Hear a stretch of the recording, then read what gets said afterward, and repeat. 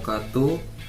Saya Hairul Rizky dari kelas R2V dengan NPM 201943501758. Saya dari kelompok 5 akan mempresentasikan materi tentang kejahatan dan keamanan komputer. Assalamualaikum warahmatullahi wabarakatuh. Perkenalkan, nama saya Yusuf Akbar dari kelas R2V NPM 201943501757. Dan saya dari kelompok 5. Assalamualaikum warahmatullahi wabarakatuh. Perkenalkan, nama saya Indri Aini. Saya dari kelompok 5 kelas R2V dengan NPM 201943501781. Assalamualaikum warahmatullahi wabarakatuh. Nama saya Muhammad Rizky, kelas R2V NPM 201943501783. Saya dari kelompok 5.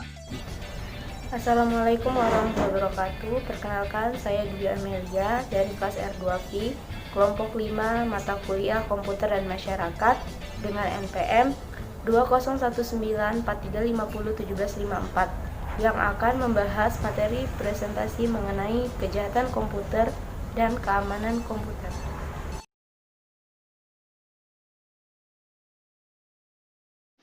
Oke, pada kesempatan kali ini saya akan membahas materi mengenai kejahatan komputer. David E. Bainbridge dalam bukunya Komputer dan Hukum membagi beberapa macam kejahatan dengan menggunakan sarana komputer.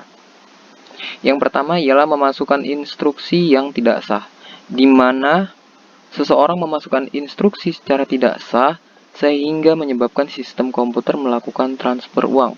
Contoh, dari satu rekening ke rekening lain. Tindakan ini dapat dilakukan oleh orang dalam atau dari luar bank yang berhasil memperoleh akses kepada sistem komputer tanpa izin.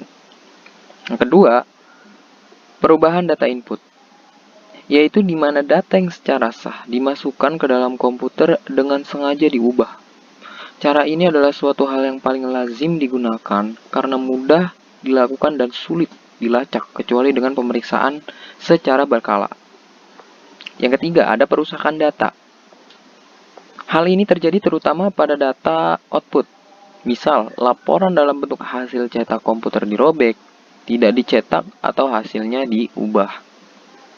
Dan yang keempat, ada komputer sebagai pembantu kejahatan.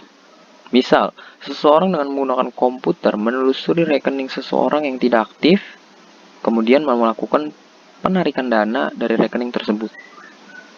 Dan yang kelima, yang terakhir ialah akses tidak sah terhadap sistem komputer atau yang lebih dikenal dengan hacking. Nah, tindakan hacking ini berkaitan dengan ketentuan rahasia bank. Contoh yang kita ambil adalah bank. Karena seseorang yang memiliki akses tidak sah terhadap sistem komputer bank sudah tentu mengetahui catatan tentang keadaan keuangan nasabah dan hal-hal lain yang harus dirahasiakan menurut kelaziman dunia perbankan.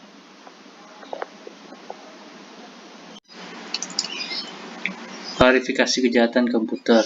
Fraud by computer manipulasi, computer espionage and software theft, computer sabotage, theft or service, unauthorized access to data processing system, traditional business offense assisted by data processing. Contoh kejahatan, memasuki jaringan orang lain tanpa izin, misalnya melalui internet hacking, menyadap transmisi data orang lain, misalnya surat elektronik email, memanipulasi data seseorang, misalnya kartu kredit seseorang dan kemudian menggunakan informasi kartu kredit tersebut untuk berbelanja di internet, memanipulasi data dengan cara menyiapkan perintah yang tidak dikehendaki ke dalam program komputer, memasukkan surat dengan cara mendesain surat palsu menggunakan perangkat komputer, mengubah data yang tersimpan dalam komputer. Baik, saya akan melanjutkan penjelasan dari teman saya. Di sini ada program perusak atau pengganggu. Terdapat beberapa poin, yang mana salah satunya ialah virus, malware, botnet, dash attack, backdoors, dan spoofing. Berikutnya ada metode untuk melakukan kejahatan komputer. Yang pertama ada metode penipuan data. Metode ini merupakan metode yang paling sederhana, aman, dan lazim digunakan. Metode ini juga menyangkut pengubahan data sebelum atau selama proses pemasukan ke komputer. Perubahan ini dapat dilakukan oleh seseorang yang berkepentingan atau memiliki akses ke proses komputer. Ada salah satu perusahaan kereta api di Amerika di mana petugas pencatat gaji menginput waktu lembur pegawai lain dengan menggunakan nomor karyawannya, guna untuk meningkatkan penghasilannya menjadi ribuan dolar dalam setahun. Penyalahgunaan ini termasuk kasus yang menggunakan metode penipuan data. Kemudian yang kedua ada Trojan Horse, metode yang merupakan penempatan kode program secara tersembunyi pada suatu program komputer. Metode ini paling lazim digunakan untuk sabotase. Trojan Horse yang terkenal yaitu program Macintosh, atau disebut juga dengan Sexy Lady, yang menampilkan gambar-gambar erotis. Program ini sepertinya tidak berbahaya, namun pada kenyataannya dapat merusak data pada komputer. Program yang serupa juga dengan Trojan Horse ialah program virus. Kemudian yang ketiga ada teknik Solami. Merupakan metode pengambilan sebagian kecil tanpa terlihat secara keseluruhan. Sebagai contoh, sistem tabungan di bank untuk mengurangi secara acak beberapa ratus rekening sejumlah Rp25, kemudian mentransfernya secara sah melalui metode normal. Metode ini biasanya diterapkan untuk perhitungan bunga dengan cara pembulatan ke bawah. Semisal, Rp175 akan dicatat Rp150. Selisih Rp25 inilah yang akan ditransfer ke rekening tertentu. Memang kecil, tetapi jika jumlah rekeningnya banyak dan dilakukan beberapa tahun, maka nilainya akan besar. Kemudian yang keempat ada Logisbomb. Logisbomb merupakan program komputer untuk diaktifkan pada waktu tertentu. Metode ini merupakan metode tertua yang digunakan untuk tujuan sabotase. Contoh kasusnya seperti yang telah dilakukan oleh Donald Berleson. Dia adalah seorang programmer perusahaan asuransi di Amerika. Ia dipecat karena melakukan tindakan yang menyimpang. 2 hari kemudian, sebuah Logisbomb bekerja selama otomatis mengakibatkan kira-kira 160.000 catatan penting yang terdapat pada komputer perusahaan tersebut terhapus.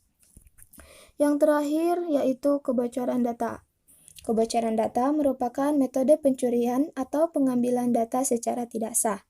Teknik yang digunakan mulai dari yang sederhana dan juga dengan teknik khusus. Teknik sederhana seperti mengambil data dengan media penyimpanan, dan teknik khusus seperti mencari kelemahan dalam sistem keamanan komputer, kemudian baru mengambil data yang diperlukan. Selanjutnya ada sifat ancaman terhadap sistem informasi. Terdapat 2 ancaman. Yang pertama ada ancaman pasif.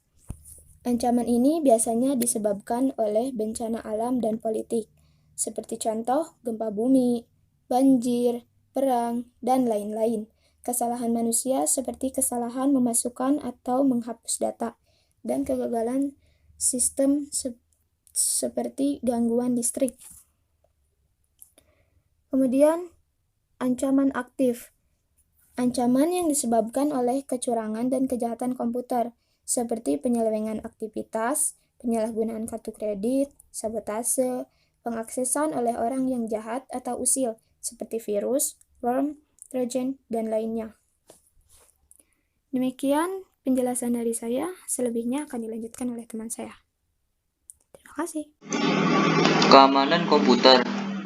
Aspek keamanan. Menurut dari Simpson Garfinkel, PGP, Pretty Good Privacy, O'Reilly and Association in 1995, bahwa keamanan komputer dapat dibedakan menjadi antara lain confidently atau kerahasiaan, integrity, available, non-repudiation, authentication, access control. Menurut David Ikoff, berdasarkan lubang keamanan, keamanan dapat diklasifikasikan menjadi 4. 1. Keamanan yang bersifat fisik atau physical security, termasuk akses ke gedung, peralatan, dan media yang digunakan. Kedua, keamanan yang berhubungan dengan orang atau personil, termasuk identifikasi dan profil risiko dari orang yang mempunyai akses atau pekerja. Ketiga, keamanan dari data dan media serta teknik komunikasi. Yang termasuk dalam kelas ini adalah kelemahan dalam software yang digunakan untuk mengolah data. Keempat, keamanan dalam operasi, termasuk prosedur yang digunakan untuk mengatur dan mengelola sistem keamanan dan juga prosedur setelah serangan. Baiklah, selanjutnya kita akan membahas tentang pentingnya keamanan sistem komputer. Keamanan komputer itu sendiri dalam bahasa Inggris yaitu computer security, atau dikenal juga dengan sebutan cyber security atau IT security, yang mana adalah keamanan informasi yang diaplikasikan kepada komputer dan jaringannya. Computer security atau keamanan komputer bertujuan membantu user agar dapat mencegah penipuan atau mendeteksi adanya usaha penipuan di sebuah sistem yang berbasis informasi. Kemudian, informasinya sendiri memiliki arti non-fisik. Menurut salah satu ahli, menurut John D. Horvath dalam bukunya An Analysis of Security Incidents on the Internet, menyatakan bahwa keamanan komputer adalah tindakan pencegahan dari serangan pengguna komputer atau pengakses jaringan yang tidak bertanggung jawab. Manfaat dari keamanan sistem komputer itu sendiri adalah guna memanfaatkan sistem keamanan komputer, yaitu menjaga suatu sistem komputer dari pengaksesan seseorang yang tidak memiliki hak untuk mengakses sistem informasi dari komputer tersebut. Kemudian beberapa di antara poin-poinnya itu, yang pertama untuk menghindari risiko penyusupan, kemudian mengurangi risiko ancaman. Mengurangi risiko ancaman itu sendiri ada beberapa macam penyusup yang bisa menyerang sistem yang dimiliki, antara lain seperti ingin tahu. Jenis penyusup ini pada dasarnya tertarik menemukan jenis sistem yang digunakan. Kemudian ada pula jenis perusak. Jenis penyusup ini merusak sistem yang digunakan atau mengubah tampilan layar yang dibuat. Ada pula menyusup untuk popularitas, kemudian penyusup untuk bersaing atau pesaing.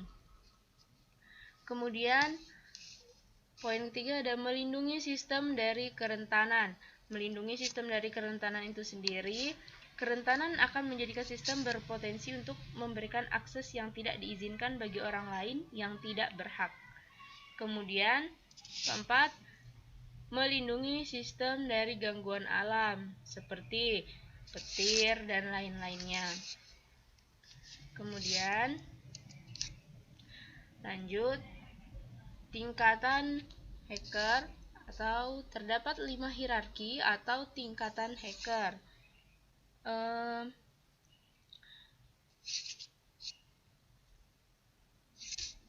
Ternyata hacker juga mempunyai tingkatan-tingkatan. Tiap tingkatan dibedakan dengan kemampuan dan ilmu yang dimiliki sang hacker. Yang pertama yang akan kita bahas adalah elite. Ciri-cirinya seperti mengerti sistem operasi luar dalam, sanggup mengkonfigurasi dan menyambungkan jaringan secara global, melakukan pemrograman setiap harinya, efisien dan terampil, menggunakan pengetahuannya dengan tepat, tidak menghancurkan data-data, dan selalu mengikuti peraturan yang ada. Tingkat elit ini sering disebut sebagai suhu. Kemudian 2. Semi-elit. Ciri-ciri dari tingkatan hacker semi-elit ini lebih muda dari golongan elit, mempunyai kemampuan dan pengetahuan luas tentang komputer, mengerti tentang sistem operasi termasuk lubangnya, kemampuan programnya cukup untuk mengubah program exploit. Kemudian 3. Develop kiddy. Ciri-cirinya umurnya masih muda, atau bisa kita bilang ABG, dan masih sekolah. Mereka membaca tentang metode hacking dan caranya di berbagai kesempatan, mencoba berbagai sistem sampai akhirnya berhasil dan memproklamirkan kemenangan ke lainnya. Umumnya masih menggunakan Graphic User Interface atau GUI dan baru belajar basic dari Unix, tanpa mampu menemukan lubang kelemahan baru di sistem operasi tersebut. Kemudian, 4. Ada script kid. Ciri-cirinya seperti develop kid yang juga seperti Lammers. Mereka hanya mempunyai pengetahuan teknik networking yang sangat minimal. Tidak lepas dari GUI, hacking dilakukan menggunakan Trojan untuk menakuti dan menyusahkan hidup sebagian pengguna internet. Kemudian 5. Tingkatan Lammer. Ciri-cirinya tidak mempunyai pengalaman dan pengetahuan, tapi ingin menjadi hacker, sehingga Lammer sering disebut sebagai wannabe. Hacker pengguna komputer terutama untuk main game, IRC, kemudian tukar-menukar software private, kemudian mencuri kartu kredit, melakukan hacking dengan menggunakan software Trojan, Nuke, dan DOS, suka menyombongkan diri melalui IRC channel dan sebagainya. Karena banyak kekurangannya, untuk mencapai elit dalam perkembangannya, mereka hanya akan sampai level develop kit atau script kit saja.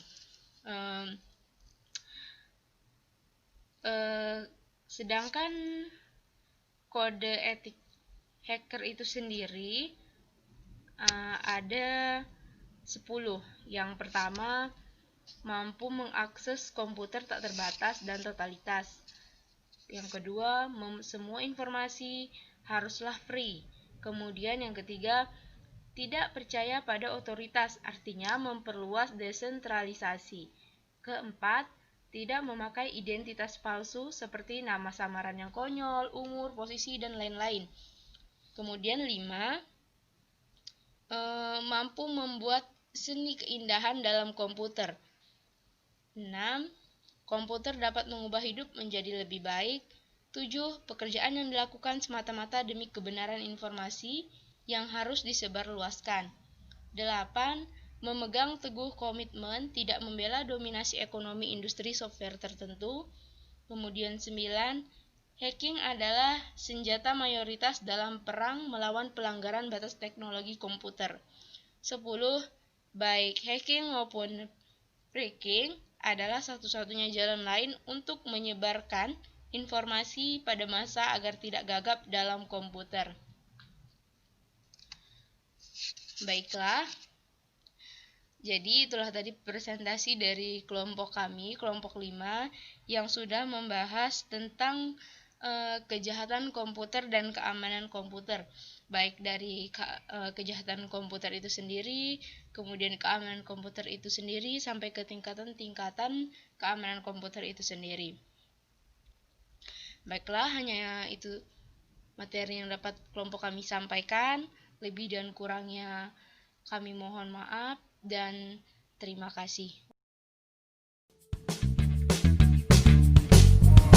Sekian presentasi dari kelompok kami, lebih dan kurangnya mohon untuk dimaafkan. Wassalamualaikum warahmatullahi wabarakatuh. Baiklah, itulah tadi presentasi dari kelompok kami. Lebih dan kurangnya mohon dimaafkan, kami ucapkan terima kasih. Wassalamualaikum warahmatullahi wabarakatuh.